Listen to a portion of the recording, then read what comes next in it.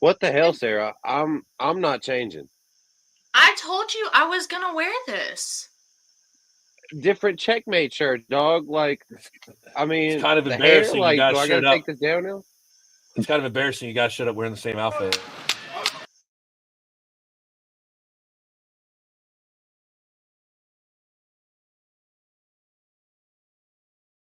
Here I stand, innocent and lost, broken limbs, prove that I am guilty by dissociation, on accessory, guilty by dissociation, on accessory.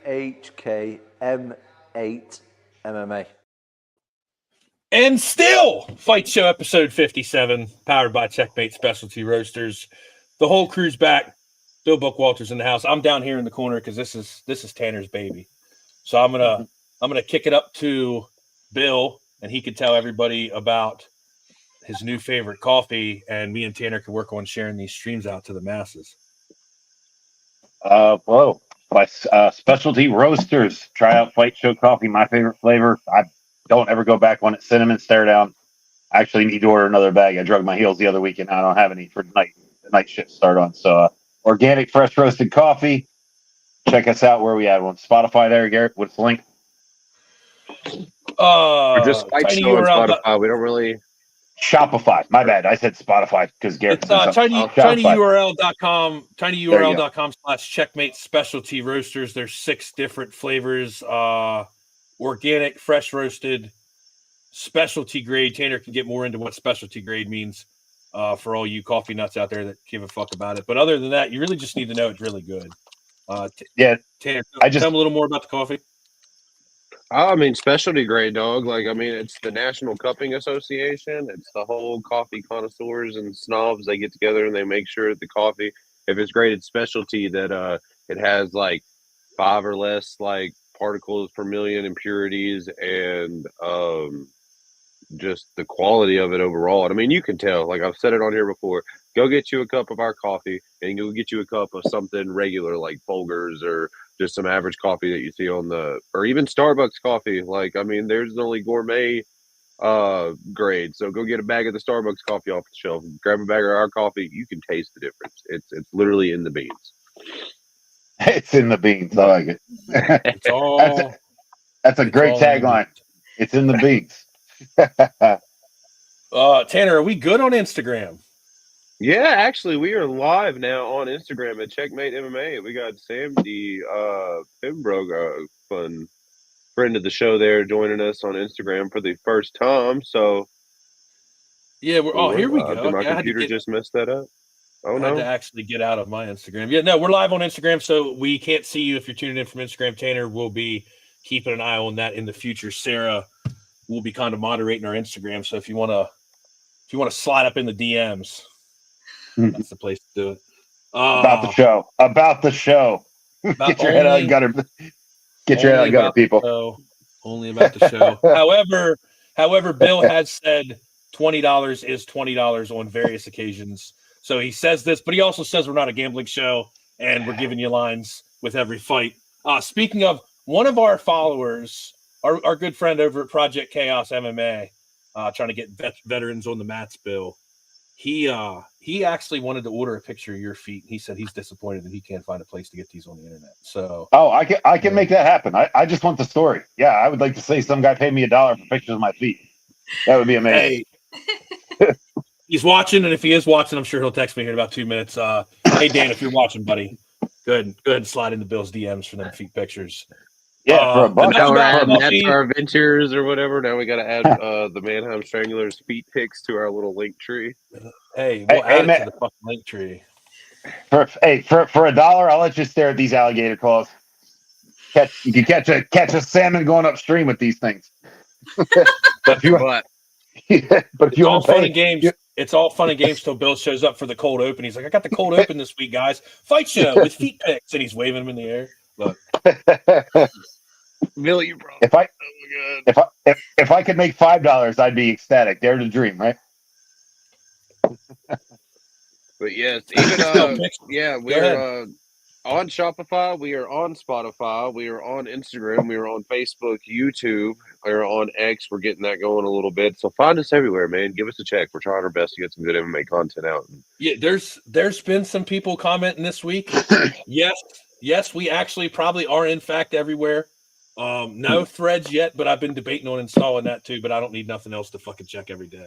Oh my god, yeah. Yeah, as Tanner alluded to, Facebook, Instagram, X, or if you're one of those weirdos, X, formerly known as Twitter. Spotify. We are on there. Spotify. We are audio version only on Spotify. Twitch. We're now streaming all our non-MMA gaming to Twitch. So the squad. I'm getting the camera soon, so that way I can get you some better quality. Come get to know us. That's more of like what the Twitch is focused on. Come get to know your content creators, the people behind the screen, and talk shop MMA with us. I mean, maybe if we can get Bill in a free time, we might just throw him up on a Twitch there and have him argue with people in the comments or something like that someday. I'll do that.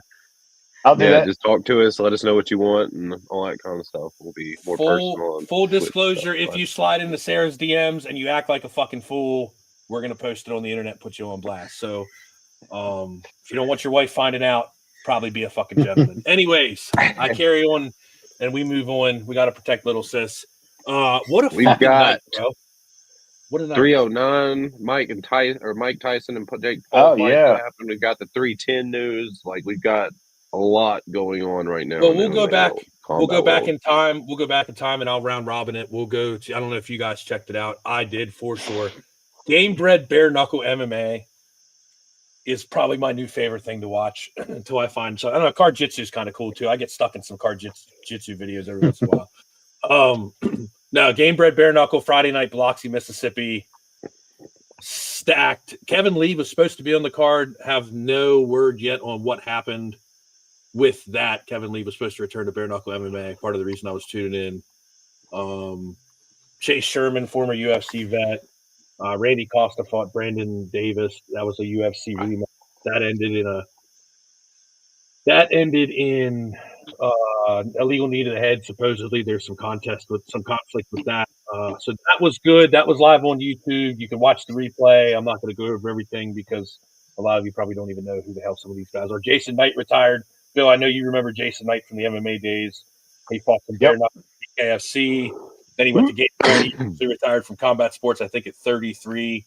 Talk about wearing battle scars on your face. Jason Knight, Jesus Christ.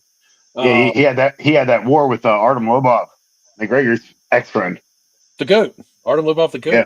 The GOAT. Artem Lobov, yeah.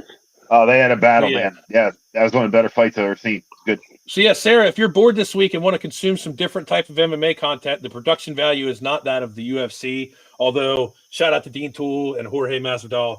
It's a good production. Like it's for at the level that they're at production wise. Dean does island fights. It's always good. They're working on some stuff. And of course, you could skip past all the stuff in boxing because we don't really follow boxing too much, probably as much as we should. Amanda Serrano, they said Amanda Serrano, Katie Taylor was probably the women's fight of a lifetime. So I might actually. Oh my god, that was like it was dope. They robbed that. Good. They robbed that one girl though, man. I'm glad you said something because I was that like, bro. She landed 100 more punches than her, and Katie got a point deducted. MMA math, fight math doesn't make sense. Do the math though. Every time I looked up, Serrano was bossing her around, hitting her more, punching her more, controlling the distance, controlling the ring space. And then somebody said that Katie Taylor won, and like respected both of them for a hell of a fight. It's not Katie Taylor's fault. She did everything she was supposed to do. It's out of her hands. There's no reason to shed any hate towards her. The judges, man, like, I don't know. I've always said I'm a horrible judge. I've never said I'm a good judge. I don't know, man. I saw who I thought won the fight. You know? Yeah, and I don't do boxing a whole lot, but like I thought it was clear. And apparently, it's like, oh, maybe I don't know something. No, you go online. Apparently it's the same thing everywhere. So Tyson, man, I love, man. I think nostalgia, it's crazy the things that nostalgia can do for people because, like, I don't know. I really think those health issues that Mike Tyson had over the summer really affected his mobility because you see him in earlier videos where he's moving more on his legs and he's cutting angles and training and stuff. And then he gets in that fight and you don't see the angles or the leg or the foot. You don't see the footwork as much. So I just wonder those health scares over the summer, It's easy to hit. How many I was people? saying- How many people on the internet base their entire opinion of that fight on 20-second clips of Tyson? I know at first they got me. At first I was like, "Oh shit, that's the Mike from when I was a kid." Like that's vintage Mike Tyson right there. Them little 20-second clips. Bill, you can probably co-sign this because you're a bit, same age group as me. That was Mike Tyson when we were kids, like when we were younger. That was 80s Tyson, 90s Tyson. What you saw was not that, but I'm under no illusion like that fight. That's how that fight panned out.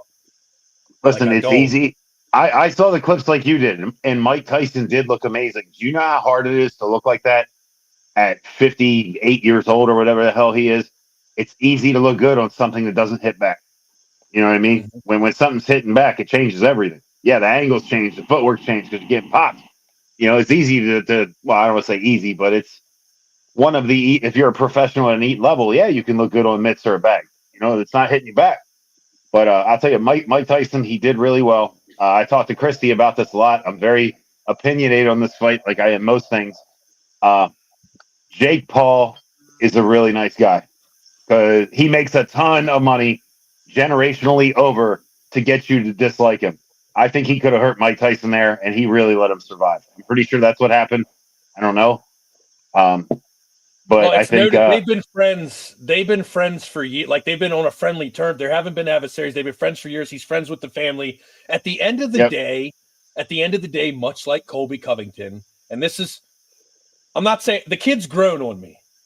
Yeah, I'm not.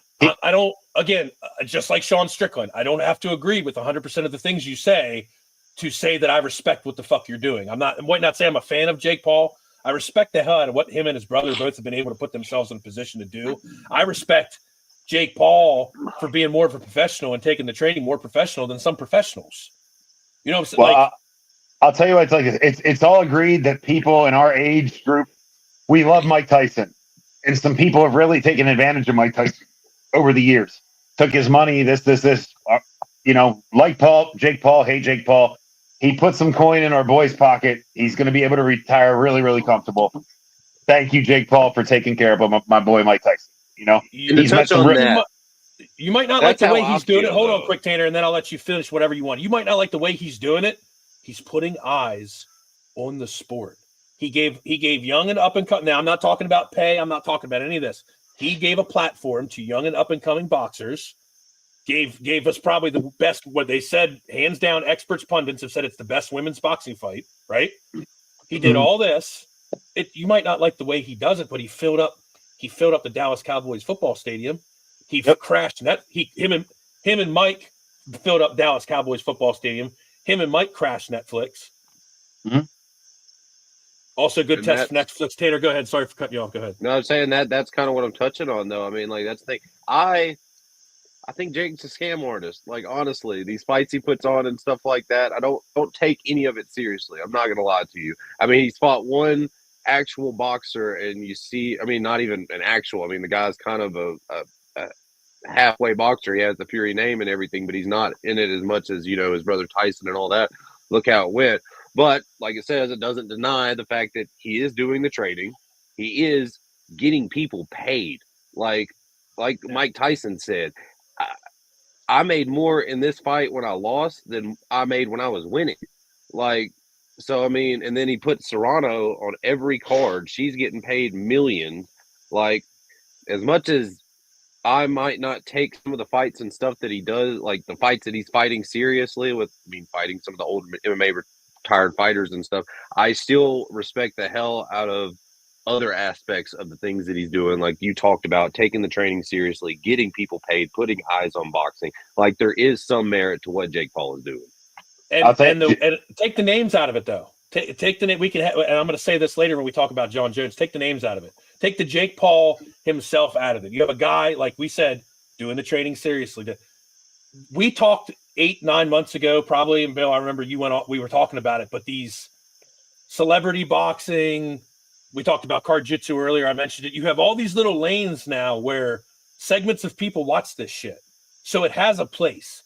The Jake Paul spectacle fights have a place. And I think if you think about it this way, Jake Paul right now is riding that line between like 1 foot in regular traditional boxing and trying to make an effort, and 1 foot in these celebrity style misfit spectacle entertainment. It's sports entertainment, a little more sports entertainment and less traditional sport. But also, speaking of Tommy Fury, Darren Till, Misfits Boxing. I forget the date we posted it. It's on our story on Facebook if you want more info on that. I don't know if anybody expected that, but we'll take it. Darren Till's been talking about doing boxing for like the last year. I was waiting for. I thought he was going to fight on the. He did box. Don't you remember? Don't you remember that last fight that he boxed in and got like stopped due to that like they claimed it a TKO. He was supposed to do something before that. that. Yeah, he was supposed to do something before that. But we got a lot of people in the comments talking about the main event, the main spectacle for the weekend. Moved to Saturday night.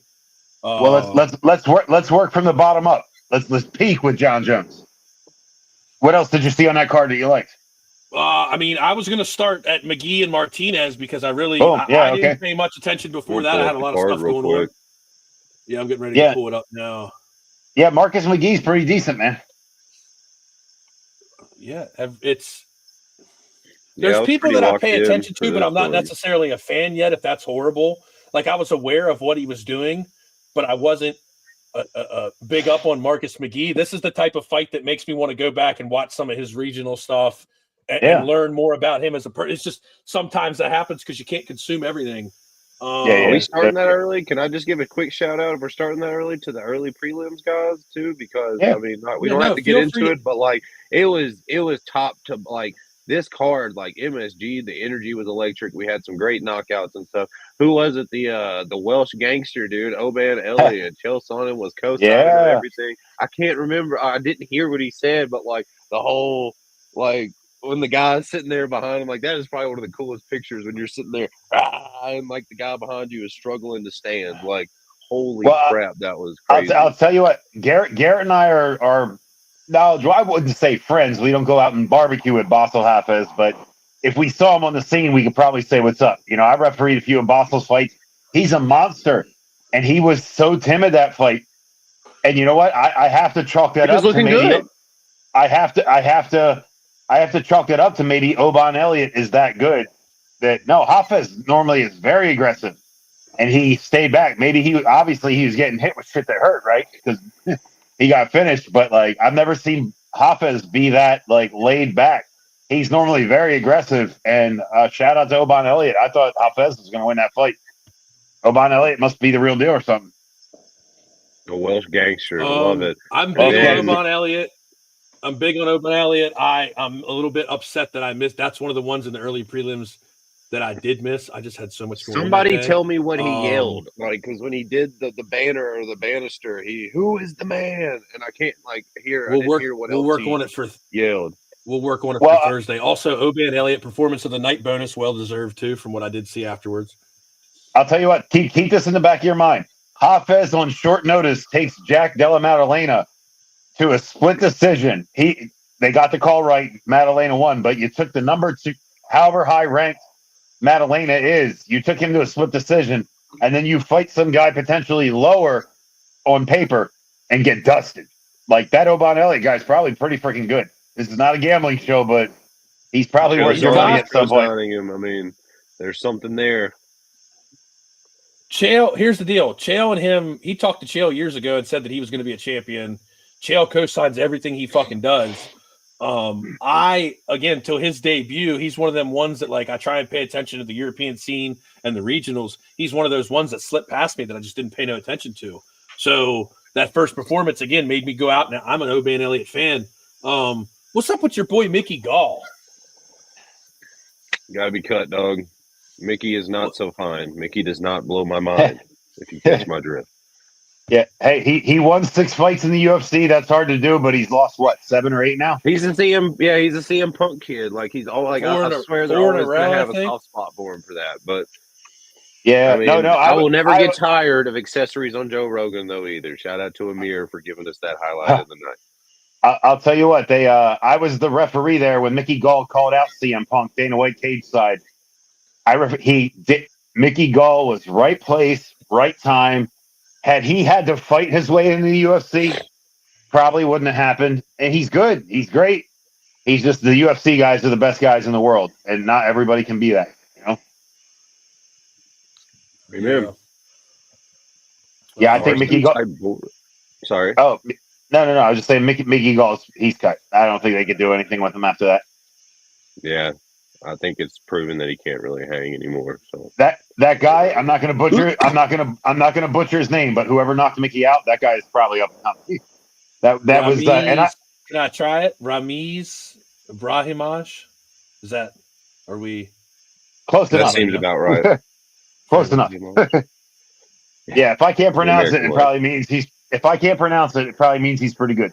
So Matt Lee says Gall with a peace sign. Yep, I think that's. Yeah, he's out. Right. Hey, he had a good. Yeah, hey, he won 6 fights in the UFC. He's always going to be able to tell people that. That's impressive. We're getting there, you know. Matt, we're getting there. And then there, that Marcin Tybura fight, like I was surprised. Like I'm not gonna lie, I thought Denise like might have. I mean, I think he came in.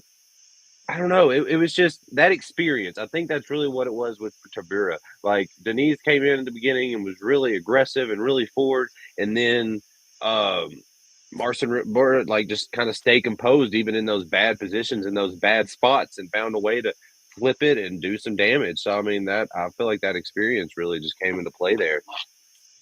Yeah. When I was going through the records, I saw Tybura was like he has so much UFC experience, not MMA. Well, he's got the MMA experience too, but yeah, that fight. Well, I guess basically before it was like a coin flip as far as the betting odds go. Tybura had so much more experience, and Denise hasn't really done anything too spectacular. You know, he has some wins, but like nothing crazy. I thought it was nuts to expect him or say they were on the same level because they're not. You know, Tybura has been in there with Spivak. He's been in there with Aspinall. He's been there with some of the best guys, and then you have a prospect. You know, and I think people were fooled. That deep water, the UFC, no matter what the weight class, even if you think the weight class sucks, it's deep, man. These guys are really, really good. You know, and so I thought that's the way the fight was going to play out, and then hey, for once I was right. So that's exactly how that one went. I mean, 26-9. That's there's people out there shaking their head at 26-9, and I'm like, now that's good. and now that's just MMA. I'm not. We're on Sure Dog, so I forget the Sure. I usually use Tapology. Does Sure Dog take into consideration any kickboxing? No, they don't. I wanted because Tapology they separate. Sorry. Yeah. Good for Mark. Good for that Tybura, moves us into the prelims. Onama and Romero. Romero made a short notice debut, and I don't know. Wow, I was impressed. I mean, it was a decent fight. Exactly, like the way you would listen to the commentary, and like my wife was complaining. I told her I don't usually ever listen to the commentary, like unless like I say something and hear the commentary say it, and I'm like, oh hey, I know something. But most of the time, I'm not listening because like by them you think that this guy didn't belong in the UFC, didn't put up a good fight, and I thought Romero looked great. I think against somebody like Onama, who's had some losses in the UFC and wins, and you got like the full range like of learning there. You know what I'm saying? Like you've done some shit. So like to be able to put up that good of a fight against Onama on that short a debut, like his stock is definitely up. If you remember, Diego Lopez got called in on short notice as a replacement, and look at that guy. Romero, I thought he won against that first fight too. Oh yeah, he could have. Like no, Romero, his stock is up.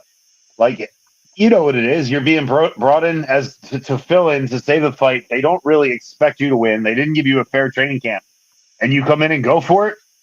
That's the best case scenario. Don't just exist in a boring decision loss. Like take a shot. Who cares if you lose? Like take a shot. And if you're gonna lose like a UFC debut, we go back and we're gonna talk to him hopefully soon. Jordan Vucenic, you look at that guy on 2 weeks' notice, got the call up. When you get the call up, you take the fucking call up. Guy went in there and lost and was all smiles at the end, which I was actually happy to see a guy lose in that situation and be smiling because that means he took it all in, he enjoyed himself, he was having fun, the pressure was off, and you can grow from there. When guys get these losses in here, you learn more from a loss sometimes than you do from a win.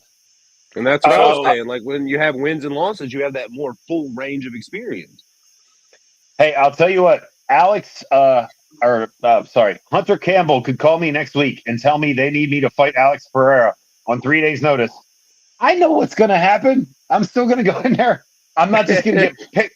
I'm not just going to get picked apart to a decision. I'm going to try and knock Alex Pereira out. Yeah, I'm going to get made to look like a fool in the process, but I'm going to try. A lot of guys get. Bill. Sorry, A lot thinking out Fitty loud. K. No, A lot of they're gonna guys- call a Bill. Go ahead. Sorry, I'm thinking out loud. No. I just said I've seen a lot of guys. They get called up for these short notice fights, and they think just surviving to a boring decision loss is the way. It's not. Like, take your shot. Like, you have, it's like a free roll on black or red. The UFC called you up short notice. You're helping them. They appreciate you more than you know. Go try and knock the dude out. Go fight as hard as you can. Who cares if you get beat? They're expecting you to get beat. Romero went in with that, and he got beat. But, man, his stock went up. They're not just going to throw you away now. They're like, holy shit, we might have accidentally found an exciting one. So good shout out to Romero, man. Yeah. Dude, you get called on short notice to the UFC, take your shot. That's a clip. You hear that, Uncle But, Dana? If you need somebody to fight Pereira in Philly last minute, you call Bill. He's in the car and he's on the fucking road. And he'll hit him with the like the cop cars right before he gets obliterated. Yeah, no, I'll do better than Mearshart did against Hamzat Chimaev. What, 13 seconds? I think I could go 13 seconds with Pereira. But then at the 15-second mark, I'll realize I survived, and then I'm going to try and hit him as hard as I can and get knocked out in the process. And man, that's some good content. Me getting knocked out by Alex Pereira. Yeah. Something tells me if we really get our shit together and we just drive up to fucking Bethel, the opportunity. I mean, Polino, you know what I'm saying? We'll show up there and hit Coach Cruz up. Hey, Bill, you need to call in that one favor you have with Polino Cruz. Hit him up, go up to Bethel, and we can see if you can make 13 seconds with Alex Pereira. Just light sparring. I'll tell you what. I'm friends with Polino Cruz. After this show, I will shoot him a message and tell him I will donate $200 to a charity in Brazil of Alex Pereira's choosing if he'll just give me a 5-minute light spar, and we'll see what he says. If Alex Pereira says he will spar me for 5 minutes for a donation to charity, let's go. Gas up the car. I'll shoot my shot. Look, at the end of the day, this is why Bill Bookwalter is one of the 456 reasons why Bill Bookwalter is cooler than any of you fucks. And I'm not talking about my co-hosts here. I'm talking about any of you fucks watching because he hits up Coach Cruz and makes moves. Cardi B, Sarah, Yeah. Cardi B. Who would turn down I said light spar. Who would turn down a light sparring session with Alex Pereira? Who would, yeah, of course you do that. Of course you do that. Because not many people are going to get that shot. I'll send the message in screenshot, and I will send to our group chat. Tanner Imanari rolls. Alex Pereira just ends up upside down on his leg.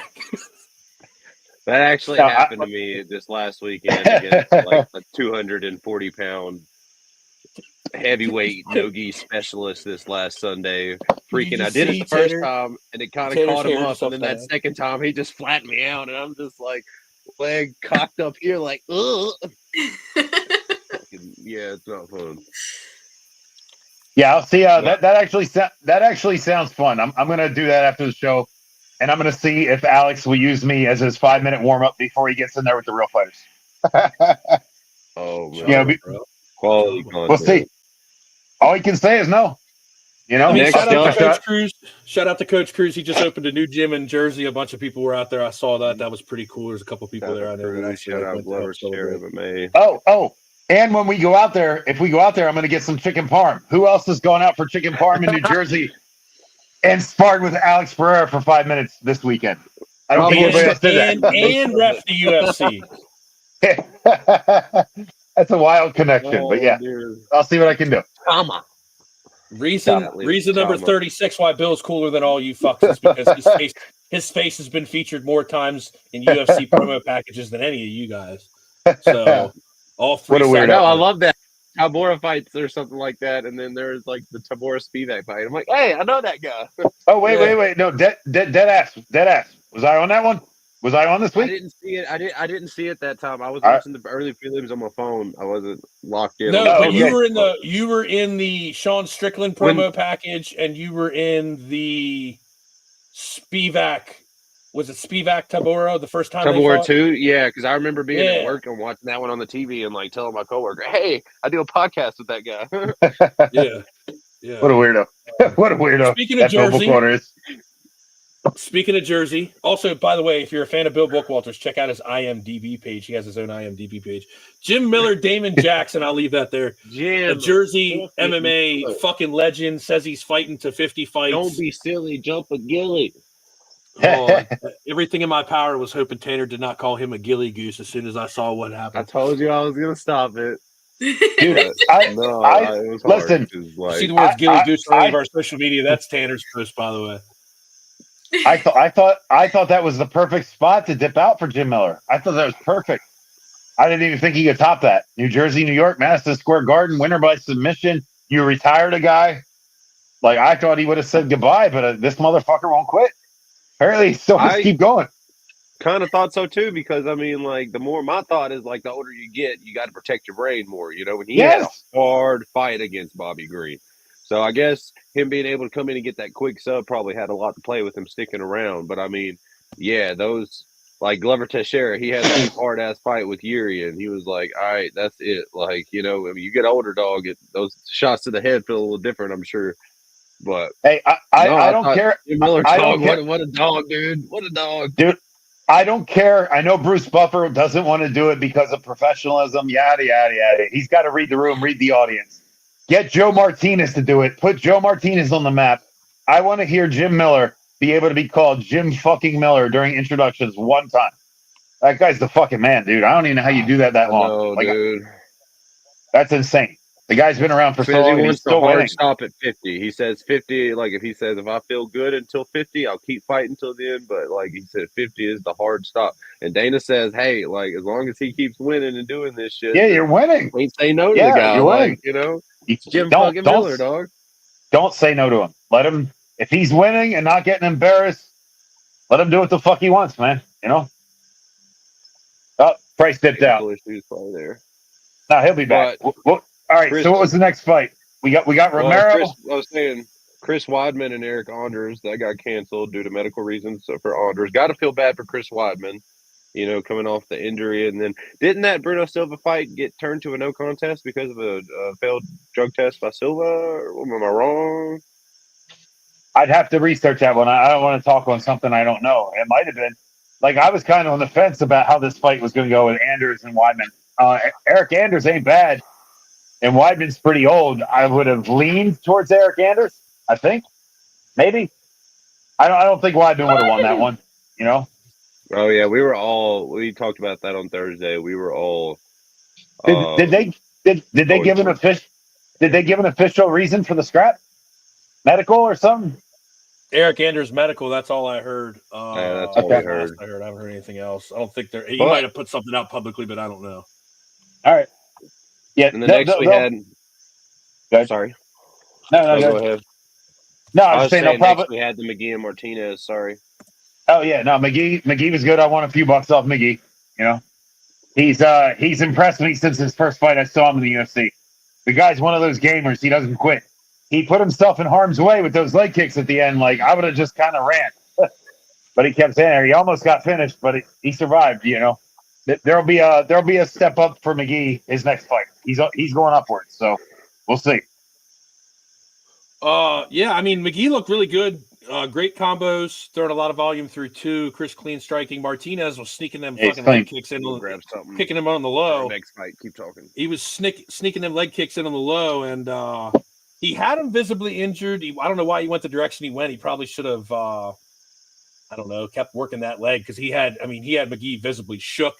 I don't know if he didn't get any reads early or what, but there's a slow. I mean, you got Cowboy Cerrone as a slow starter who was able to make it work. So I'm not saying you don't have to be a slow starter, you cannot be a slow starter, but he's just he couldn't get any reads. Real slow start. I think if he would have started a little bit earlier, if you'd have seen more like you saw in round 3 and round 1. So shout out to McGee. Definitely, like I said, somebody that I was aware of. I definitely want to watch a little bit more of his stuff to see more what he's about. Now, Roofy, Okay, you Fighting know what Nerds, I'm Roofy. going into, dog. Fighting And nerd. I dig the nerd glasses, Tanner. I Yon see. Top, go ahead. I'll let you guys go ahead. Diego Lopez did not fight, but shout out to Diego Lopez, Bill Lopez up there in the top right corner. Tanner, go ahead. Yeah. Go ahead with what you got on Ruffy and Yon Top. We'll work our way around. I mean, I think Ruffy probably needs to work a little more on his cardio. I think he was a little shocked when he didn't get Yon Top out of there, and that segues into my next point. Like, shout out to Yon Top for his world class toughness. Like, holy crap! I do not think many people could have like withstood that no look uppercut or a lot of those shots that Rufy was throwing. I mean, but holy shit, dude! What a year for the fighting nerds! Like. Holy cow! And the publicity, Elon Musk with the glasses on, like they are just having a fucking year. Did you want to say something there? No, they have to be like 13-1 or 13-2. I don't remember them losing a fight. I'm just guessing they did. Maybe not though. Like no, those guys win constantly. And then they win impressively. So who's even heading that faction up? Is that KO Barajo? Who's even heading the fighting nerds up? Who's their coach is? Who's their head coach? Flavio Alvaro. Just it's the combat club. It's just down there in Brazil. It's just one of these gyms that exist out in the world that until you get somebody on the stage, you don't really know about the gym. Look at Stipe. Could you have told me where Stipe trained before they put the package up, unless you were like in Ohio or that region? I mean, we're the next state over, and I've been to fights in Ohio, and I couldn't tell you where the fucking trained or the name of his gym off the top of my head. Fortunately for the fighting nerds, they didn't get one guy coming out. They just sat down there and spawned a whole bunch of fucking Their coach, Flavio, the legendary Alvaro, 49-11. Felipe Douglas, 24-6. Carlos Prates, 21-6, and you're just seeing him. Elder Gama, 21-10. They are 20 18-5. 20-4 in the UFC. What are they? 20-4? 20-4 in the UFC specifically, but you look at the record, like their head coach has almost 61 fights. Who the fuck beat Carlos Prates 6 times? Like, where are those guys? That guy's fucking amazing, man. Like who beat him 6 times? How'd they beat him? Like that guy's sharp, man. That guy's sharp right now. I will pull it up now and give you that answer, Bill. No, that guy's sharp. He's a killer, man. Jeez, he doesn't play around at all. Like everything he throws is to hurt you. Like I'm guessing somebody maybe just laid on him for 3 rounds or something, and it seems like that's not happening anymore. Well, you say this, but he fought in one Warrior Series 6 back in 2019, and some guy whose last name starts with an A and ends with a V, who I'm not even going to try and mutilate. Are these decision wins? Fought this guy this guy was decision loss, but this guy was 4-0, and Prates was 10-5 at the time. He got a round 1 punches loss in 2017. A Muay Thai, it doesn't count. Rear naked choke in 2014. Darce choke in 2013. Heel hook in 2013. And that's going back as far as I can as his pro career. Well, he seems to have fixed all that shit. So I'm impressed by that guy. A bunch of kickboxing and Muay Thai as well. Yeah. The coach too, like one of the things the coach said, I think why he says that one of the best coaches is a frustrated fighter. It's people who get frustrated by like things they're not able to solve in the ring, so they're going back and like trying to solve and break down these things. So like hopefully like that speaks to Carlos Prates getting better and maybe having better grappling defense and stuff like that. I mean, we saw in the Magny fight, he was really good at separating and getting out of those grappling situations and out of the clinch. So, no, if I was his coach, I'd tell him that. Cigarettes. Marlboro. Cigarettes. Go ahead, Bill. No, I said Marlboros. If I was his coach, I would tell him, you understand people are scared to death to stand with you. They want you to clinch them. They want you to like go to the ground with them. The last thing they want is for you to stand in range. Because the way he's built and the way he moves, you know what? He might be the closest thing to Anderson Silva that I've seen. And he doesn't have the jiu-jitsu that Silva does.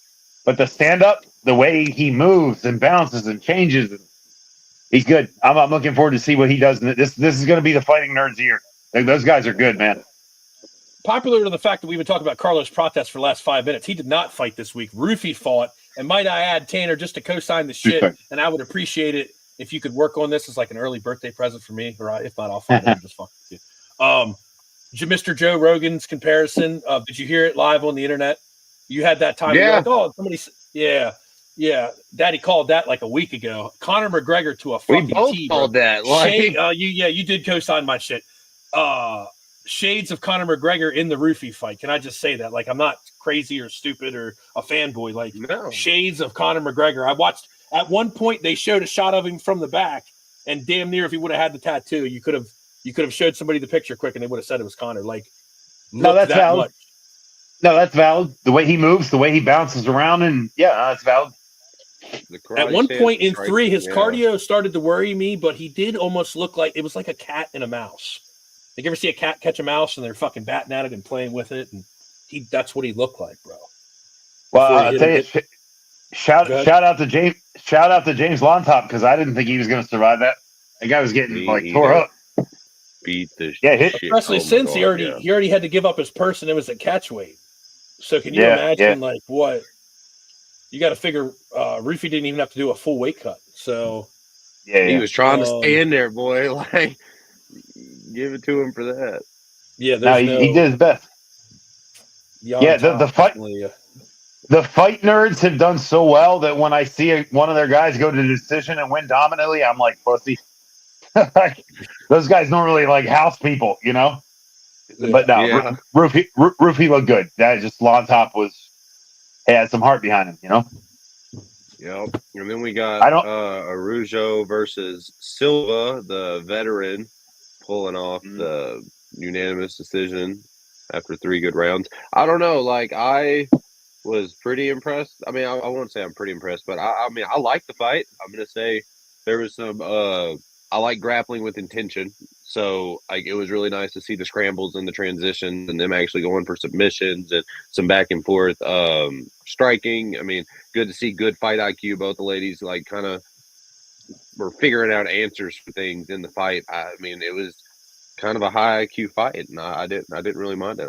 And shout out BB for pulling off that UD. Everybody counted her out. Yeah, I mean, to me personally, like I said, I took notes on some of the stuff. I did see a noticeable speed difference. She was just on her bike in and out, and definitely that round 2, that ground sequence they had in round 2, but for the both of them was great. Silva looked a little reckless towards the end of one. Looked like all she was trying to do was hit that one and just get her off of her. The Darce looked really good. Much like we said earlier a little bit with Rufy. Deep water in round 3 did not, I mean, cardio is cardio, but she survived. She stayed in there. But what was she on? I think a 9-fight win streak prior to this. Mm-hmm.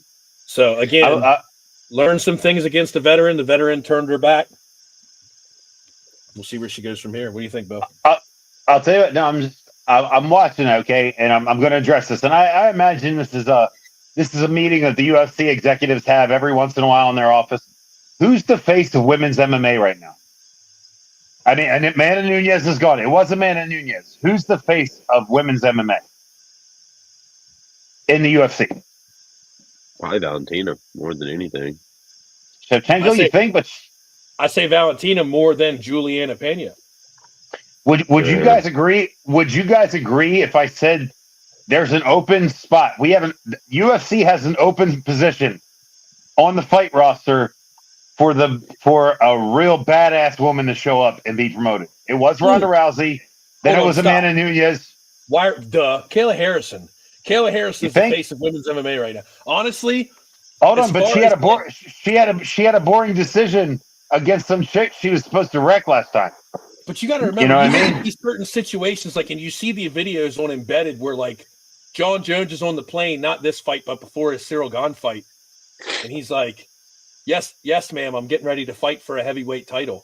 Or Yeah, I saw that Khalil Roundtree sitting at a restaurant with somebody in Salt Lake, and they're like, yes, ma'am, I'm in the city where they're fighting. And then he's like, yes, ma'am, UFC, I'm fighting for a title. The amount of stuff, the amount of Pat McAfee, for fuck's sakes, like I saw an interview with Dana White and Pat McAfee. Pat McAfee didn't even know 309 was happening this weekend. And he's like the king of sports. So we live in this bubble where we're like constantly updated and we're constantly in tune with what's going on. But a majority of the world, and I don't know why I even said sans Kayla Harrison, I think between the two of them, Valentina Shevchenko or Juliana Pena, Valentina Shevchenko is going to be probably more universally known. But honestly, it's Kayla Harrison. And really, furthermore than that, if you're getting to like a basic person, maybe Cyborg. Nah, but she's over in the other. She's over in the other. She's not in the UFC. She's not getting promoted the way she was before, but she's still like. I mean, well, let me put this like up. Kayla Harrison has that bigger name though, like too, because you got to think people know her more internationally. You got to think UFC. I read the stat: America only makes up for like 10% of the UFC fan base now. It's so international. She's won judo gold medal. Sorry, I mean, and that's like what 176 countries have to qualify. That's how many countries compete in those. When's the last time anybody sat here and watched the Olympics, though? As an American, and again, we live in this fucking bubble because I like talking to my friends in Ireland. And I like talking to my friends. My sister lives in Ireland now. You get a little bit of a different viewpoint on like how the world's portrayed. You know what I'm saying? So internationally, if you watch the Olympics, you knew who Kayla Harrison was. More specifically, Americans, if you followed it, because she's the only American to medal like that.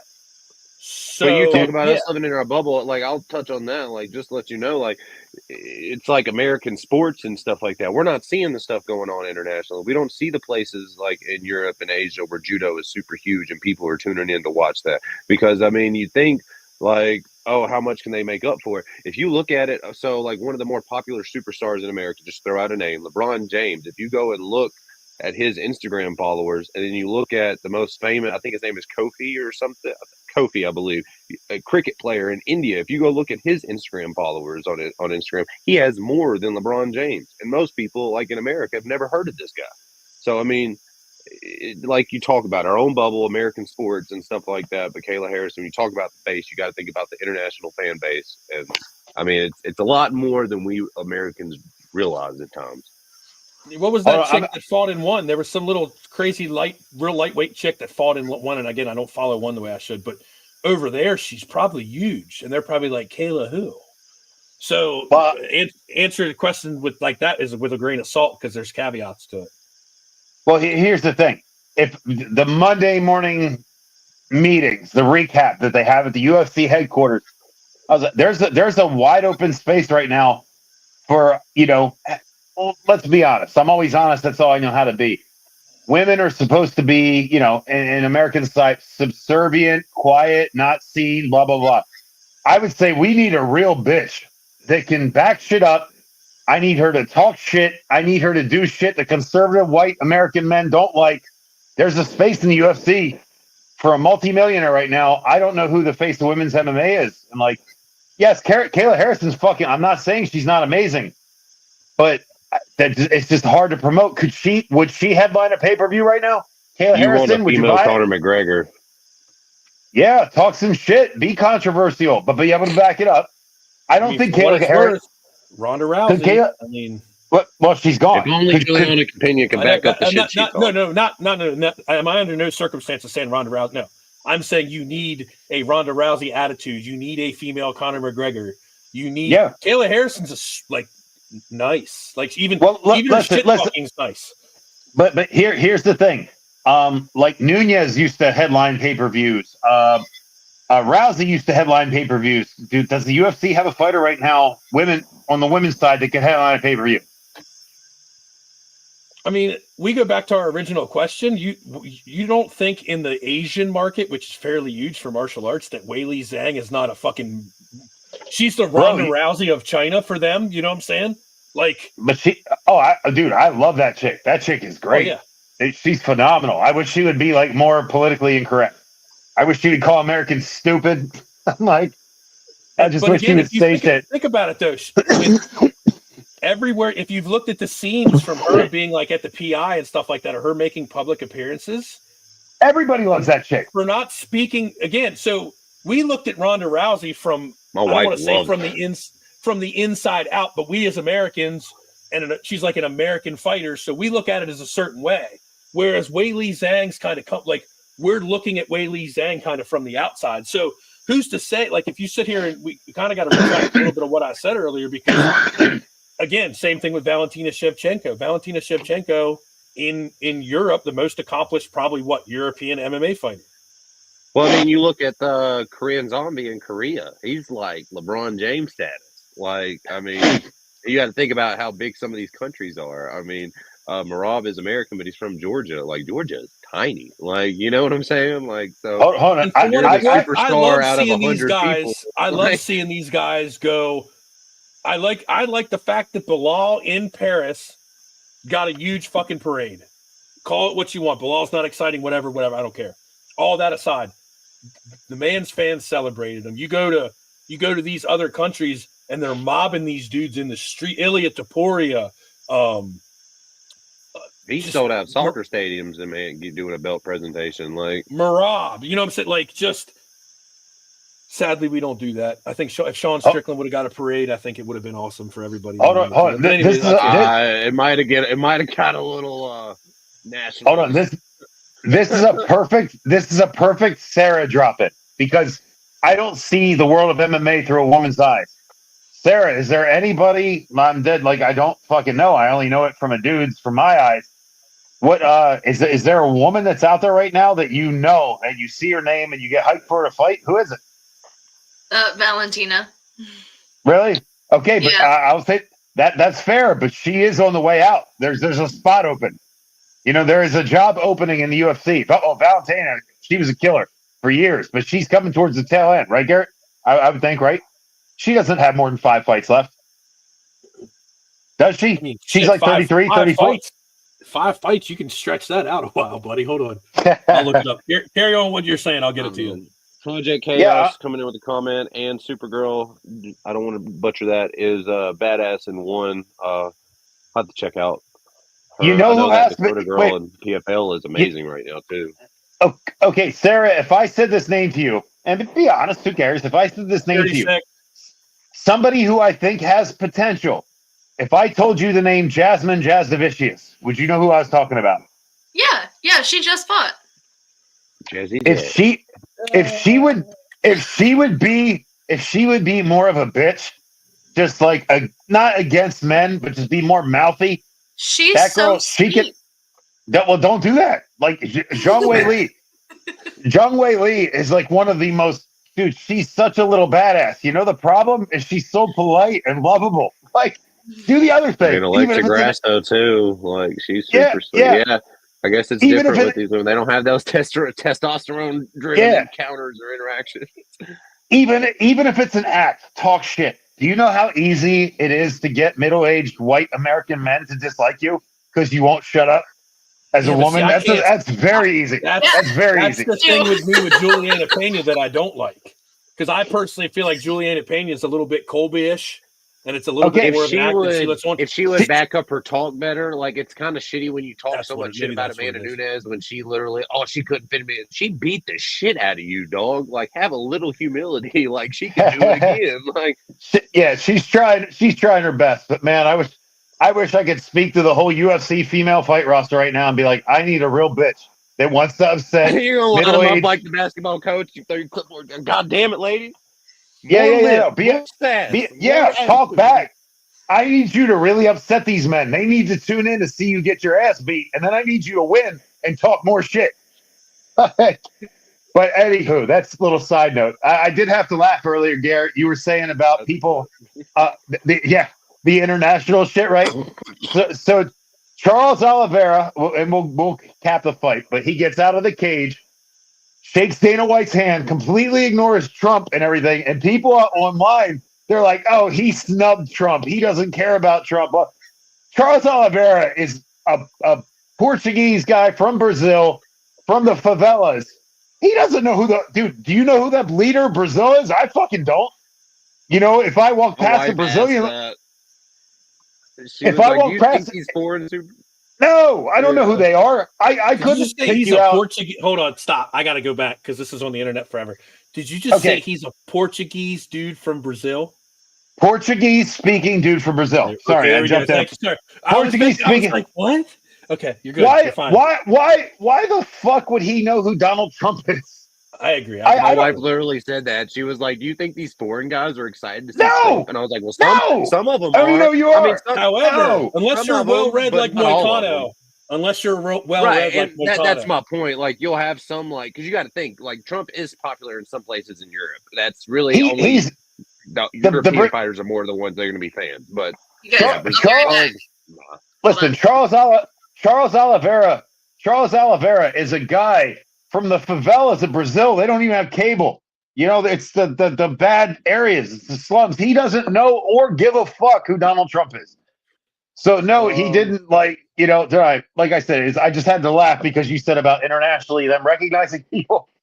And people always come up with some whacked out shit on the internet. So I saw that. I was like, what? Here's the thing, buddy. You forget, and we tracked him down. You have a fan in Brazil. Don't forget this. You, Bill Bookwalter, the Mannheim Strangler. We, as a show, have a fan who comes in every week from Brazil. Anything is possible, my friend. Also, fun fact about Charles Oliveira. My favorite fact of the week. I believe most post-fight bonuses at 20 is a record, and total combined post-fight bonuses. Total combined post-fight recorded bonuses, because as we all know, sometimes checks get sent out and we don't hear about it in the public. $1,020,000. $1,020,000 in bonuses. I will tell you what, is there a bigger gentleman in the UFC than Charles Oliveira? He walks across the cage to shake the coach's hand and his opponent's hand and hug it out with them like seconds before the fight. I don't understand his headspace, but man, dude, that guy's good. Very fucking good. I've been a proponent. You could probably go back, man. This was back when I first started Fight Junkies, like the first year of starting to making a post when all that stuff happened when Khabib retired. I was calling for a Charles Oliveira title match because the top five, it was like Michael Chandler and like Dustin Poirier, Justin Gaethje, Dan Hooker. It was around that time, and like these guys are coming off losses to Khabib, this and that. Charles Oliveira was on like a 10-fight win streak, and I was calling for that title shot, and then he got it, and then he did what he did through his title run, and it was just special. Like, I don't know how to explain it. Like, if you were there, you understand. It was just a different feeling when that guy was fighting, and I've just been a huge fan of him ever since, like, him making that title run, like his first couple fights before fighting Chandler for the vacant title. And I mean, I'm always going to tune into an Oliveira fight. I think this guy, like, aura. I mean, like, it's one of the new words the kids use, but I mean, that's the definition of it, man. Like, he just has that aura about him when he comes in. Like, he steals the energy, he steals the show, and I love it. You can't help but to love that guy. He's very polite. Very, very, very nice man. Like, who goes over to shake their coach's hands before the other guy's coach's hands before the fight starts? His sportsmanship is like top notch, and I love to see that. I love that. Oh, that's good. Bill, I found something out the other day. I don't know if you know this or not, Bill. Fought in Ring of Combat in 2009. I did not know that. I found that out the other day too. Lou Neglia. Yeah. Wow. Mm-hmm. Okay, so he started regionally. Go figure. Yeah, I'm just trying to look here. Charles Oliveira, glad he got the win. He looked fucking great. Jiu-jitsu was just on point. He got do we want in that last round? Wait. When you say, are we going there? Do you want to talk about that? Well, we have the Bo Craig fight that you're completely skipping over. I thought we were going to hit the Bo Craig, the Bo Moving into that, yeah, you're right. We started talking about Charles. No, let's get back to that. No, let's backtrack and then we'll come back to Charles. Bo Nickel, Paul Craig. Burn through it. Yep. Paul Craig looked fucking huge. Holy shit! He's big. Like He's a big guy. big dude. No, And I mean, no, I wasn't that impressed, honestly. But I'm not gonna say anything negative about the fighters. Like Paul Craig, talk about what Joe Piper said. You get into another man's face at the face-offs. You show that intensity. You act like you're this Scottish warrior, and then you do some. You just don't bring it to the cage. Like where is that dude? Like A, and then B. Oh no, I just agree with hope you. it's kind of a bad night at the office for Bo. Like I said, I'm not going to say anything bad about the fighters. Like Bo's shown us great performances after great performance. I'm not going to chastise him after one moderate, or not as exciting performance. Like I hope he can take it and learn from it. And like he said, like the commentators are saying, he's still only 6-0, 7-0. Like so, he's still got a lot to learn, and I think he's well on the way to do it. Here's my takes with the fight. I agree with you on the Paul Craig thing. At any point, he could have walked Bo Nickel down, start throwing his hands up and pointing to let's get after this. But he didn't. He stayed back because he didn't want to get taken down. I think I could be wrong. I think Bo challenged himself. Yeah, no, it wasn't exciting, but he knows Paul Craig was good off his back. I think Bo Nickel could have taken him down and just given it to him at any point. But I think Bo wanted to see where his striking was at. Yeah, it was not the most exciting performance, but I think he wanted to prove to himself that he could win a stand-up fight. Now, that's not the fight you want to fight against. We can all agree he's not on Khamzat Chimaev's level right now. Chimaev would tear that ass up. Not yet. Right now. No. But Bo will get there. Not an exciting fight, but I think Bo wanted to win the fight the hardest way he could have for himself. He could have taken Paul Craig down quickly. But yeah, Paul Craig should have brought that fight to Bo. Like we were talking about earlier. What the hell good is there about a lackluster decision where you just stay away from the guy? Yeah, you survived, but man, take your shot. You're in there against Bo Nickel. Yeah, you're in there against Bo Nickel, the up-and-comer. You're down 2-0 You know that. Go after this motherfucker. Go after him. Nope. You decided to get pot-shotted into a decision. What can you do? Two things. One, to hear what was going on in the Piper household during that fight. Only some people can imagine. Two, if you'd like to imagine it, we have a full interview where he literally tells you how he really fucking feels about Paul Craig. Check that out. Tanner can link it in the comments. Oh yeah. I'm gonna make a clip with it. As far as a pot, breaking it down from a performance aspect, Bo did what he needed to do. He worked where he wanted to work. He did whatever game plan they decided. He definitely needs more experience, more time with the striking. I think him going out there doing it the way he did it was by design because he probably felt like he could. He definitely could have taken Craig down at any time. Does that not mean that Paul Craig is super dangerous in that scramble transition? Yes, immediately. So it definitely checked what they were thinking, I believe. Honestly, Garrett, an 18-fight UFC veteran. I don't even know what Paul Craig's record is outside the UFC. I just know he's 18 fights in the UFC. For a guy that's 6-0, people fucking forget. Just because he's a name and just because he's in the UFC, you're watching a guy learn on the job right in front of you. You're not paying it. The majority of the fan base is not paying attention to these guys coming up unless it's their guy from the local area and they support like that. So you don't see a guy when he's 3-0, 4-0, 5-0, 6-0. He's very much still learning. Call it an excuse, call it what you want. It's the fact of the matter. If Bo Nickel didn't have the wrestling chops, Bo Nickel would still be chopping it up on the regional circuit. Yeah, well, let me ask you this, Garrett. Where is Paul Craig? Where is Paul Craig? Where is the only place he's dangerous? The only place. Honestly, on his back. Yeah. Okay. So Bo Nickel did not take the fight there. That is a high IQ. If you know you can beat him in the stand-up, why would you take Paul Craig to his most dangerous spot? It doesn't even make sense. I'm okay with it. He did what he had to do. You're not wrong. Why would I take you to your back if I know that's the one place you can get me? I'm not gonna do you that favor. I'll just beat you where I'm better at you then. So I'm not upset about Bo Nickel with the way he fought that fight. It was very smart. It showed high fight IQ. And now Bo Nickel is still trending up, and Paul Craig is where he's at. It doesn't matter, you know. Yep. Bo is on No. to the next one, and we'll move on to the next one real quick. We're getting towards the end now. We're at the last two, but we love Charles Oliveira. He looked great that fight. Great jiu-jitsu, great. I mean, striking. I mean, that guy just is all around like awesome. Like we love it. Michael Chandler. I like Michael Chandler. Like he's a great entertainer, great for promos and all that good stuff. I don't think he's a great all-around mixed martial artist. He's a fighter. He's a brawler. Yeah. He has tries some hard hard. shots. Don't think he's He's a not- great all-around mixed martial artist, and I think he's one of the dirtiest. I mean, up there with Jon Jones, like dirtier fighters we've ever seen in the octagon. Like that was wild. He's an entertainer for sure, and he tries hard. Yeah, you're correct. He doesn't have the greatest jiu-jitsu skills in the world. He doesn't have the greatest stand-up, but he is an entertainer. We had talked a little bit before we came on air. I'm going to give Keith Peterson a pass. The back of the head shots were ridiculous.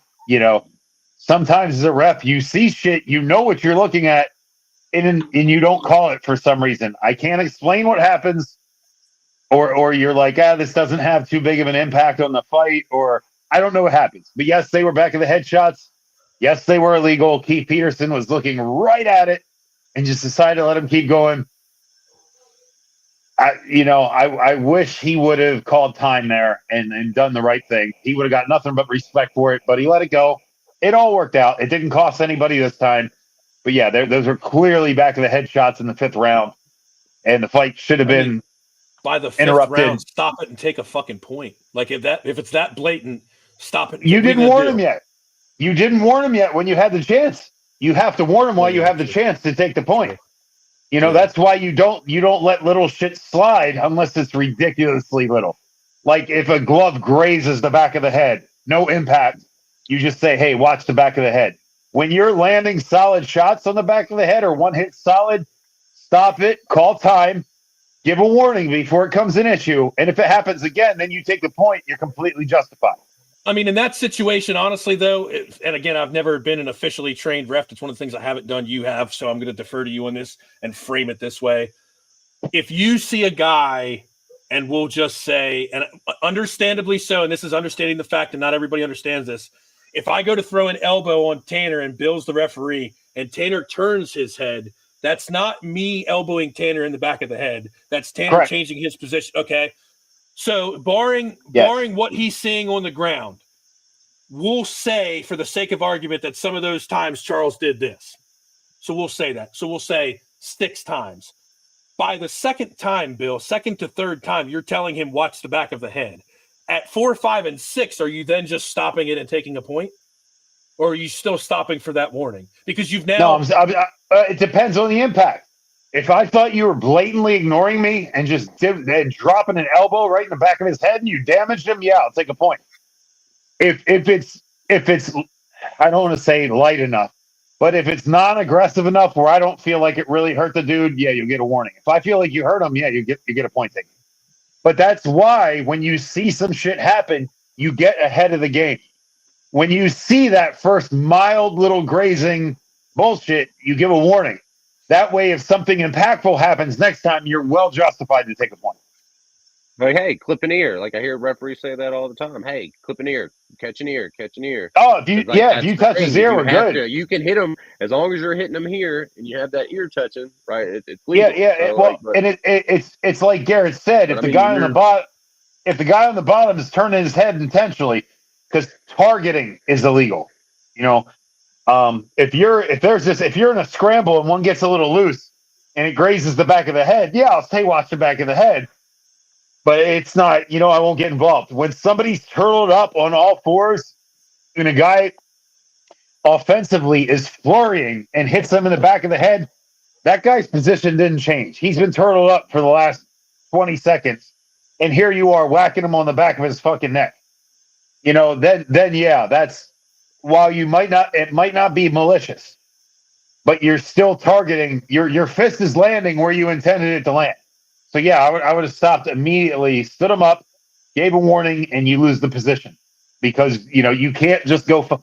And dude, when I used to be in the locker room beforehand, I would tell guys, if you knock somebody down with some good shit, there's never a more important time to be more calculated and focused as to where you're going to hit them. It's not just a Donkey Kong free for all where you start letting your fist fail. Because I would tell them, I'm going to stop the fight for back of the head type shit. Why would you let your opponent off the hook? I rarely had trouble with it, just because you go over that in the beginning, But for whatever reason, Keith Peterson froze. He's still one of the best in the world. No, he doesn't deserve to be fired. Yes, he missed the call. It happens. I don't know why sometimes referees lock up, stare at an infraction, and don't do anything. I guess you must just get locked up in the moment, or bad night at I the know what it office. was. He was pulling. It was a bad call. Nah, he was pulling a Bill Bookwalter. He was figuring where he was going. He's like, "Oh, we're in New York. I'm going to this steakhouse." It could have happened. Getting that chicken parm. Yeah, dude. I'll tell you what. These NFL referees, they make just ridiculous mistakes time and time and time again in one game. Keith Peterson missed. He had one lapse, a 10-second lapse. It wasn't a bad night at the office. He just missed the call. It happens. We missed like one. Right. But we get, as referees, as MMA referees in the UFC, you get highlighted. Like, people know I've watched NFL for 40 years. I can't name you referees. I can watch, like, I know 12 MMA referees by name that if they miss a call, I can harp on it for a week. And, like, you know what I mean? It's hard. You miss calls sometimes. And I can't explain what happens. You're staring right at it. You see it. Maybe it was the levity. Maybe it was like, I know Oliveira is up 4-0. This is Chandler's only chance to win. Yeah, it hit the back of the head, but Charles probably doesn't need me to intervene. I don't know what makes you lock up in the moment. But yeah, it was the back of the head. He missed the call. It happens. Missed call. Well, Charles Oliveira went on to win that one, and I mean, good dominant decision either way. Like he said, it was a hard hitting adversary. So I mean, I'll tell you, one of those fight of the night. It was awesome. Luckily, it worked out. Keith will learn off it. He'll get better. I bet you next time it happens, he stops it. To warn. Right. So it happens. And then moving into our highly anticipated main event, Jon Jones and Stipe.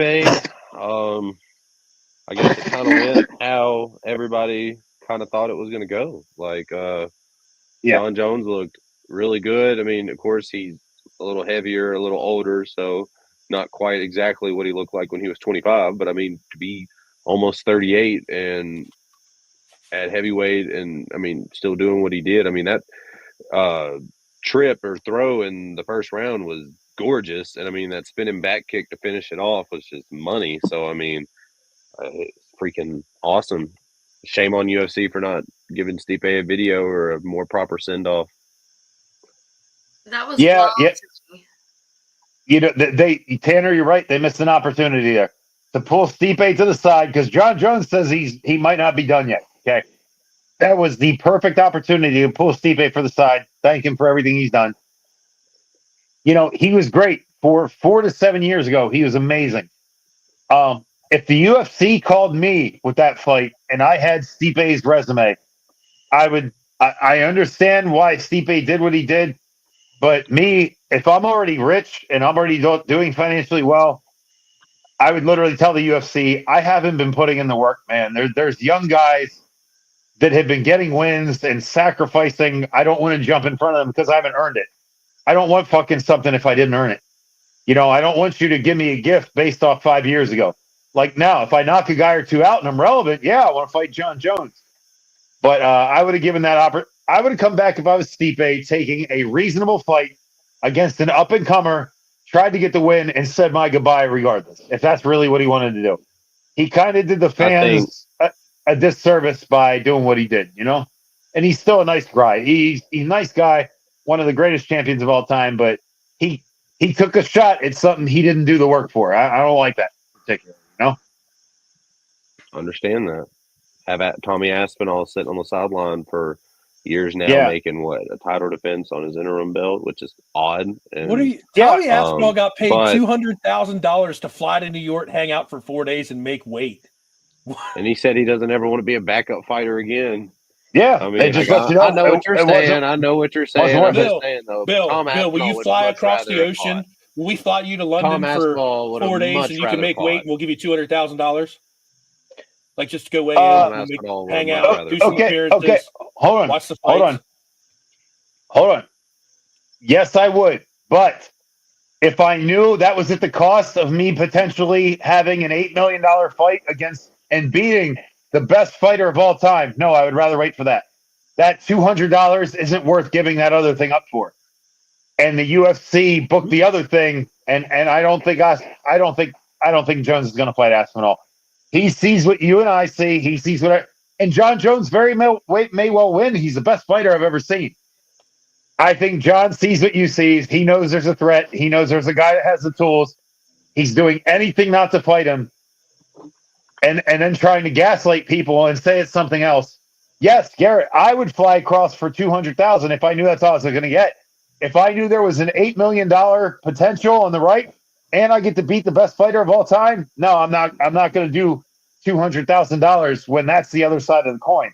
Now Jon Jones won. He's probably going to leave, and that's it. No, I'd rather have the shot against Jon Jones. I just don't see what's next because Dana said no Alex Pereira fight.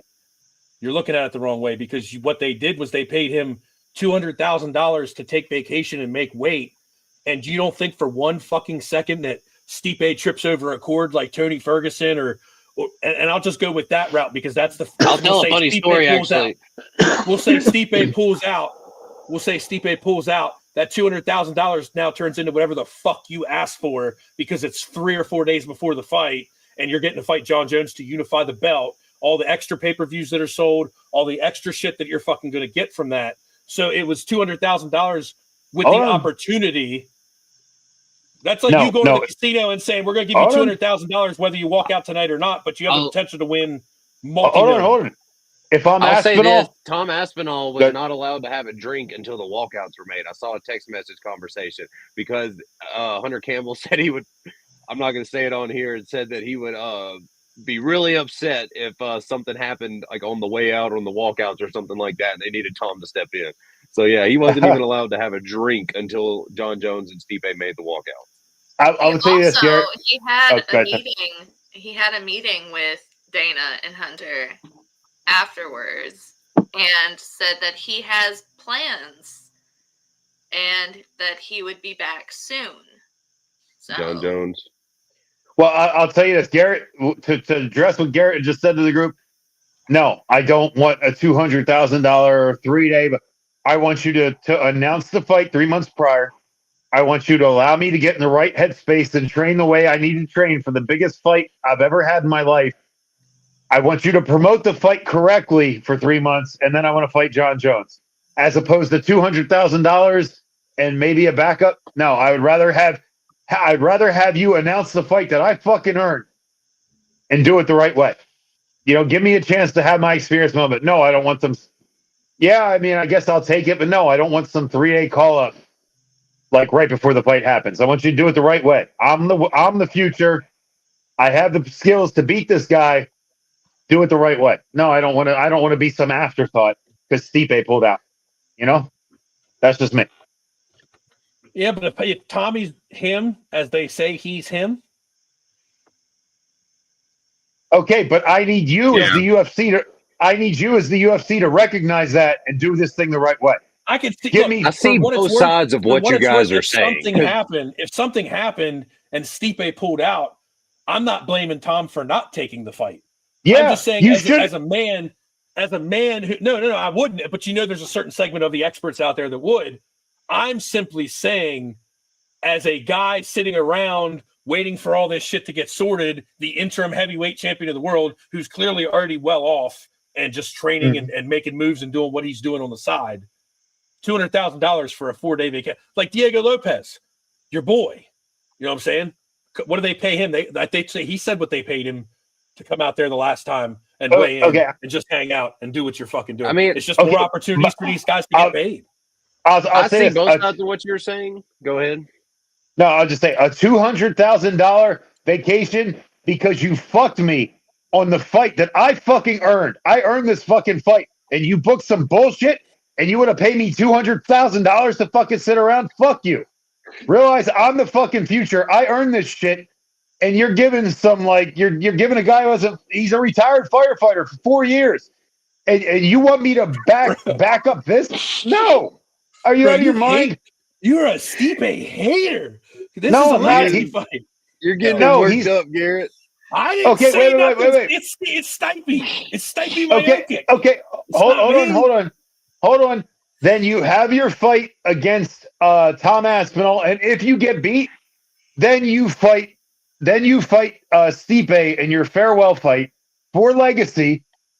You know what I mean? If that's what you really wanted, somebody once back in 2013, 2011, whatever it is, somebody gave Mauricio Rua gave a young kid named Jon Jones a chance to knock him off. You know, it's a no. I love it. It's a No, I love disservice. it. No, I'm not laughing. I love I would have love taken it all. I love No, it. Stipe didn't earn And that I fight. understand what y'all Tom are saying. Aspinall did. Because I mean, Luke Rockhold got knocked out by Michael Bisping on 2 weeks' notice, and Volkanovski got slept on 9 days' notice. So I Yeah. mean, it's two sides of the coin. I mean, you need the full camp, staying ready, and the opportunities. And I mean, it's just chomping at the bit. You just got to imagine it's got to be frustrating for Tom Yeah. because also being the backup fighter, you got to know that Jon Jones, if Stipe pulls out, Jon Jones probably isn't going to take the fight anyways on short notice. He's done this before. There's been canceled pay-per-views because Jon Jones has refused to face the backup fighter. Yeah, And Or for he the got same doesn't- reason I he wouldn't doesn't blame, wanna and fight for the Stipe. same reason I wouldn't blame Tom Aspinall. For the same reason I wouldn't blame Tom Aspinall, I wouldn't blame Jones either. Understanding how much stuff goes into these fucking camps. Also, speaking of Jon Jones' camp, all I want to do is ask Pat Brady how many times Jones slid that kick in there on him when he was fucking while they were sparring. Also, Bill, no, I know you're not a Stipe hater. You respect him and shit like that. I know. I see what you're saying. There's a place and time for it. The place and time for it was 2 years ago. And much like who the fuck wants to see the Ultimate Fighter coaches fight 2 years after the Ultimate Fighter season? Like, I get it. No, I see where you're at. Well, that's the thing. I get fired up for time because I love seeing people get what they deserve, whether it's good or whether it's bad. Okay, and that whole thing. If I sat down in front of Dana and Hunter and all them, pay me as a backup fighter. I'm the future, motherfuckers. I'm the future, pussy. Pay me as a backup fighter, as an afterthought to somebody who hasn't been here in 4 years. Fuck you. No, I'm not going to be a backup fighter. Hold on. They may have not. Now they may have not given him. They may have not given him a fucking farewell. But you just said something and it kind of like you. No, I know he's not Christie. I know he's not a Stipe hater. You just said about giving a guy due what he's earned. Yeah. They just gave Stipe what he was due. Yes, he won the championship. Yes, it was several years ago. Yes, they completely Dana whitewashed Francis from all the promo packages, and I can't believe they said his name live on the pay-per-view. But I would say I see where you're at. He was due that. He wanted one more. That was the one more he wanted. They obliged him. Now the rest of us can now the division can move on. We can unify this shit. I think 75 to 85% of what you're seeing is all a fucking show. There's some realness in there. They're making it real. They got to make it real to sell it. I think the Tom Aspinall Jon Jones fight is most 100% certainly happening. I think it's probably going to happen International Fight Week next year. We've talked about this since 6 months ago. You know what I'm saying? I'll tell you what, and there is a very good chance Jon Jones does this motherfucker. There's a great chance of that. But out of all the people I've seen, Tom Aspinall has the best chance to beat Jon. Mm-hmm. That's fair. I mean, he hits like a freight train. He can grapple. Like I said, maybe Jones goes in there and just busts him up and then retires. But I mean, Tom has the best chance. Stipe had no chance. That would be the best place to retire. But then it's the question: is he really going to want that Alex P fight after the Dana doesn't want the Alex Pereira Aspinall fight? But like I said, does he want it after the Aspinall fight? Because that would be like if he could beat Tom Aspinall and then beat Pereira. If Pereira can win against maybe Ankalaev or whoever he defends his title against next. If they could meet in the middle right there and fight, and Jon Jones could win that, then that is the perfect just send off to the sunset. You know what I'm saying? But it also depends a lot on how the Tom Aspinall fight goes, if it does appear. Like, you know, like it. I mean, because it's going to be a lot different than fighting Stipe. You know, I think, and so the damage, I'll tell you what. Having Jon Jones fight Alex Pereira is like owning a Maserati and a Ferrari and running them head first into one of each other to see which one takes less damage. Like, okay, the Ferrari won, but you just fucked up your Maserati for no reason. There was no reason to do this at all. But you know what I mean? Just listen, just chew on this for a minute, because Alex Pereira's getting a little bit long in the tooth. He ain't got much time left. That motherfucker could retire just on his pay-per-view points alone this year. I guarantee it. Not to mention his purses and all the shit he's got going on the side. His kids are set for life if they, you know. Realistically speaking, there's another variable that nobody's considering, that Jon Jones at some point just is like, here's a heavyweight championship. I don't want to fuck with it. Him and Pereira fight, and one, if not both of them, ride off into the fucking sunset because they're both getting up there. Well, I'll tell you what. The one thing I have to laugh about, Jon Jones, I think, thinks a lot like me. Maybe not. I don't know, but Jon Jones is rich. He never has to fight for money again. He loves to upset the casual fan. He does. There would be nothing that would piss everybody off more than to just drop a belt and be like, you know what, I'm the best ever. I don't even want it anymore. But he gave the belt him for a fight.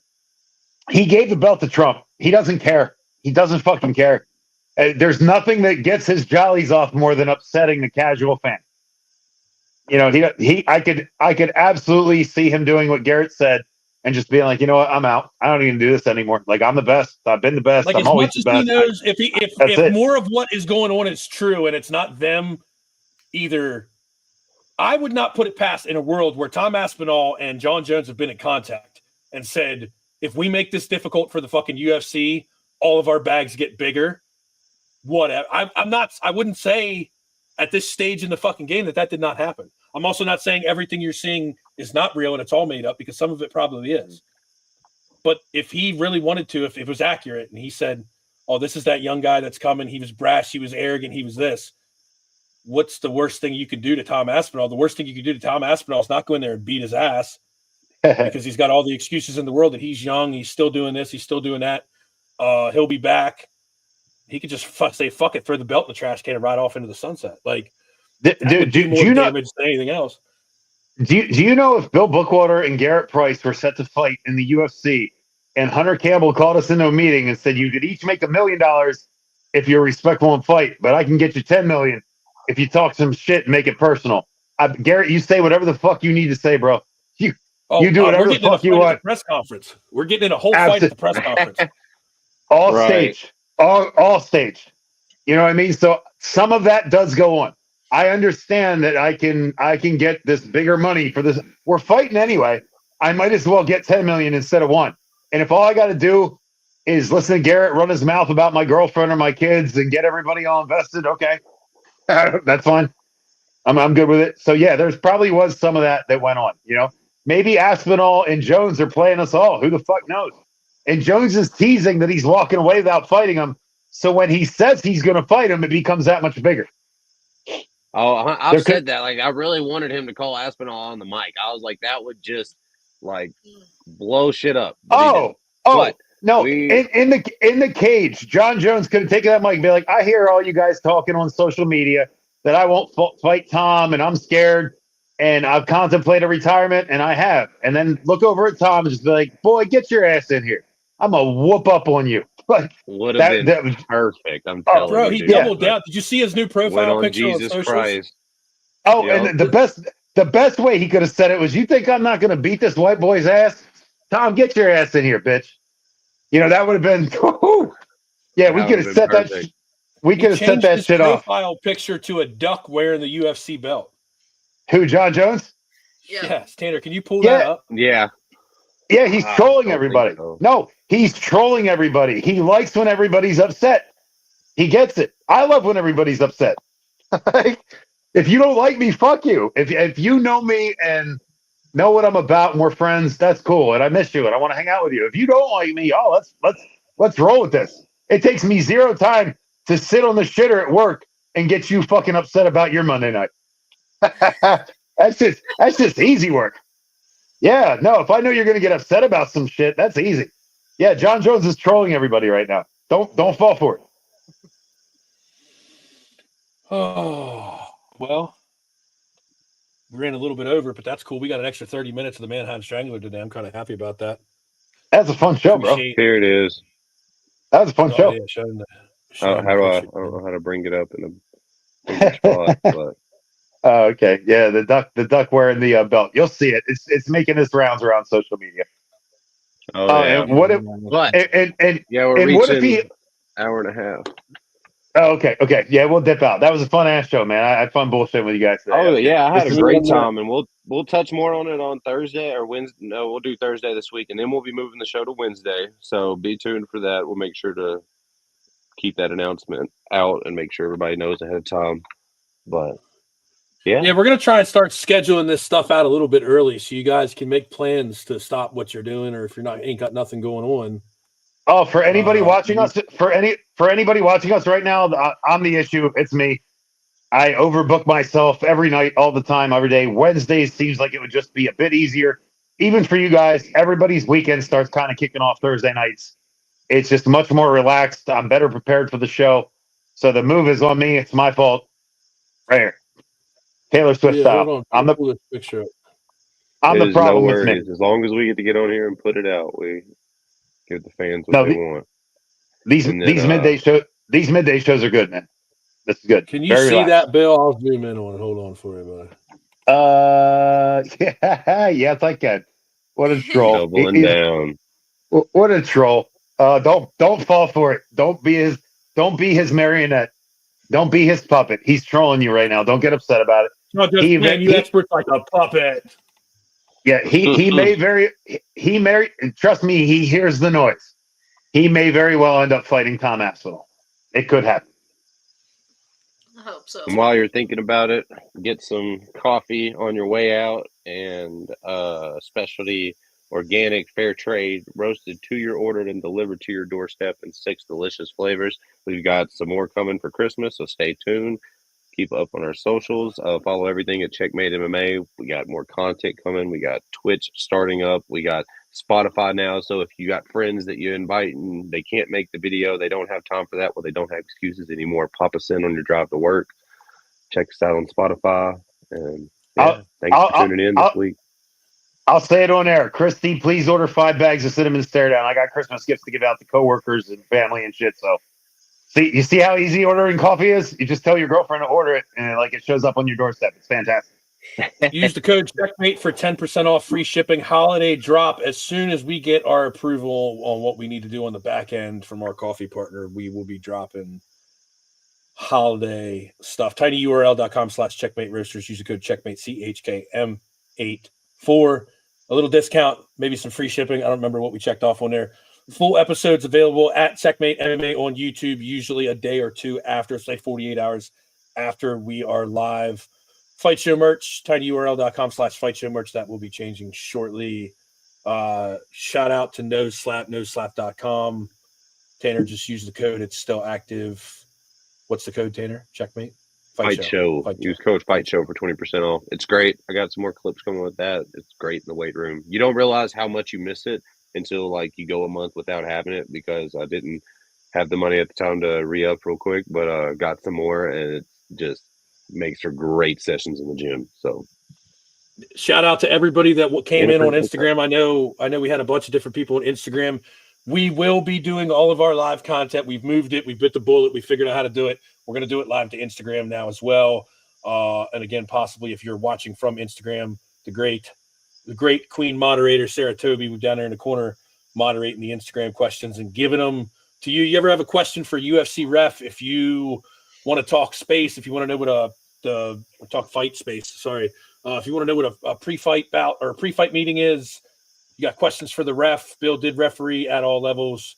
Shoot him into the chat, shoot him into the comments, and we'll make sure they get to him if he don't see him himself. I think that's it. We will see you guys. Feel free to inbox me and talk. Feel free to inbox me and talk some shit. Call me a piece of shit. Call me a clueless fuck. I'll fight with you in the DMs. It's cool. Make Look, it interesting. Love it. Bill may or may not call you several C names, some F names. You're most certainly going to get called a bitch. F-bombs. Let's go. Yeah, Bill. I'm here for it. Bill's DMs are a dark place. Don't be scared. With that Check being us out said, Thursday. Thursday.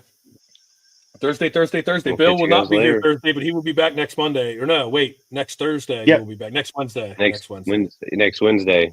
Yep. Next I Wednesday believe- we'll be moving the show to Wednesday, and Bill will be here. Yes. Yeah. We'll figure it out, man. We'll do this production meeting or whatever thing that everybody loves. Mm-hmm. Don't hold your breath All on right. that. I'll believe it when I see it. We'll see you guys later this week. All right. Fight Love Show, you guys. episode 50.